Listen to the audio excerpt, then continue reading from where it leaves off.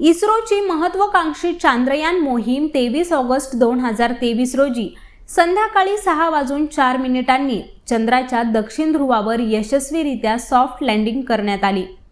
त्यानंतर विक्रम लँडरच्या पोटात असलेला प्रज्ञान रोव्हर बाहेर आला आणि त्याने चंद्राच्या पृष्ठभागावर फेरफटकाही मारला। आता पुढचे 14 दिवस म्हणजेच चंद्रावरील 1 दिवस रोव्हर प्रज्ञान चंद्राच्या पृष्ठभागावर अनेक वेगवेगळे प्रयोग करणार आहे। तर या प्रयोगाअंतर्गत प्रज्ञान रोव्हर हा चंद्राच्या पृष्ठभागावरून जो काही डेटा गोळा करेल तो लँडर विक्रमला पाठवणार आहे आणि विक्रम प्रज्ञानने गोळा केलेला डेटा हा पृथ्वीवर म्हणजेच इस्रोच्या बंगळूर मधील कमांड अँड कंट्रोल सेंटरला पाठवेल। मात्र 14 दिवसांनंतर याचं काय होईल असे प्रश्न जनतेच्या मनात निर्माण होत आहेत। तर चांद्रयान 3 हे पृथ्वीवर परत येईल की नाही याचीही उत्सुकता सगळ्यांनाच लागली आहे। तर याबद्दलच माहिती देणारा हा व्हिडिओ शेवटपर्यंत नक्की पहा। आधी पाहूयात की या लँडर रोव्हरचं 14 दिवसांनंतर काय होणार आहे ते। चंद्रावरील 1 दिवस हा पृथ्वीवरील 14 दिवसांच्या बरोबरीचा आहे, त्यामुळे आता चंद्रावर दिवस आहे, तर पुढील 14 दिवसांनंतर चंद्रावर रात्र असणार आहे आणि त्या पुढील 14 दिवसांनंतर चंद्रावर सूर्योदय होईल। चंद्राचा दक्षिण ध्रुव हा अत्यंत थंड असून तिथलं तापमान हे सुमारे -334 डिग्री सेल्सिअस इतकं आहे। तर विक्रम लँडर आणि रोव्हर प्रज्ञान हे फक्त सूर्यप्रकाशातच काम करू शकतात,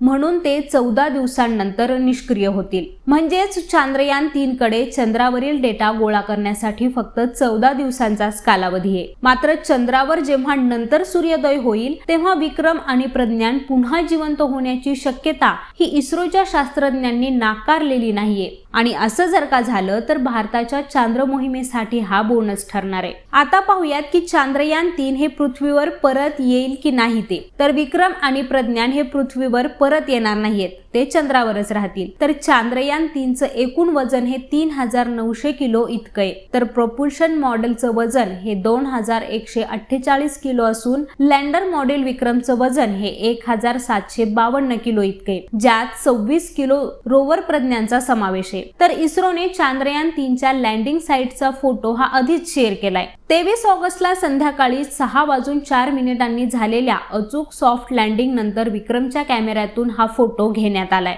चांद्रयान 3 हे चंद्राच्या दक्षिण ध्रुवावर तुलनेने सपाट भागात उतरलंय। आता पाहूयात की रोव्हर प्रज्ञान हा चंद्रावर काय काय काम करणार आहे ते। तर प्रज्ञान हा चंद्राच्या पृष्ठभागावरच्या रासायनिक रचनेची तपासणी करणारे, यासोबतच चंद्रावरची माती आणि खडकांचीही तपासणी करेल। तर हे ध्रुवीय प्रदेशाजवळील चंद्राच्या पृष्ठभागावरील आयन आणि इलेक्ट्रॉन्सची घनता आणि थर्मल गुणधर्मांचं परीक्षण करणार आहे। तर चंद्राच्या दक्षिण ध्रुवावर उतरण्याची ही पहिलीच घटना आहे, कारण इतर कोणत्याही देशाने चंद्राच्या दक्षिण ध्रुवावर जाण्याचं धाडस अद्यापही केलेलं नाहीये। तर रशियाचे लुना 25 हे मिशनही चंद्राच्या दक्षिण ध्रुवावर उतरणार होतं, मात्र ते 21 ऑगस्ट रोजी क्रॅश झालं।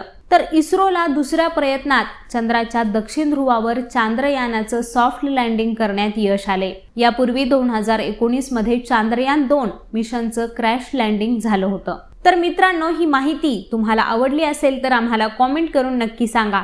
तसंच यांसारख्या विषयांबद्दल जाणून घेण्यासाठी लेट्स अप मराठीला सगळ्याच सोशल मीडिया हँडलवरती फॉलो करायला विसरू नका।